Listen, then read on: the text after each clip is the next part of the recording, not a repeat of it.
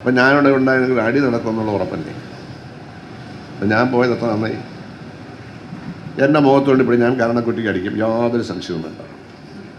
അടിച്ച ശീലം ഞങ്ങളുടെ അതാണ്. ഞാനടിക്കും, എൻ്റെ മുഖത്തോണ്ട് പൊക്കാട് പിടിച്ച അവനൊന്നും എന്നെ ഒന്നും ചെയ്യത്തുമില്ല. അപ്പോൾ ഇതാണ് സംഭവിച്ചത്.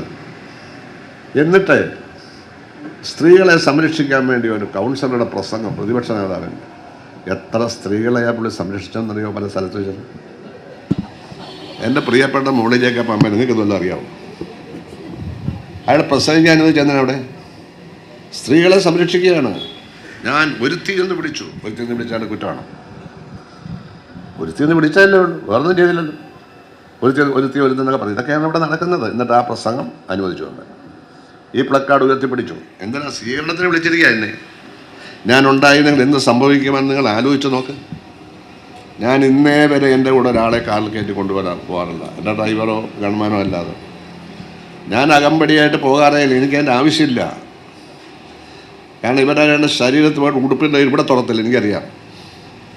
അപ്പോൾ ഇങ്ങനെയൊക്കെ അനുഭവങ്ങളുള്ളത് ഞാൻ പറഞ്ഞു. ബഹുമാനപ്പെട്ട ആഭ്യന്തര അറിയണം എന്തുകൊണ്ട് പോലീസ് ആ കാര്യം എന്നെ അറിയിട്ടില്ല. അവർക്കറിയാമായിരുന്നു, അവർക്ക് മുൻകൂർ. ഞാൻ CID വിളിച്ച് ചോദിച്ചു, അവർ പറഞ്ഞ് അറിയാമായിരുന്നു സാറ്. അപ്പോൾ എന്തുകൊണ്ട് അറിയിച്ചാൽ അവിടെ ഒരു കലാപം ഉണ്ടാകുമായിരുന്നു, അത് ഗവൺമെൻറ്റിന് ദോഷമാകുമായിരുന്നു. ഞാൻ ബോധപൂർവ്വം പോയി, അത്രയേ ഉള്ളൂ പറയാൻ.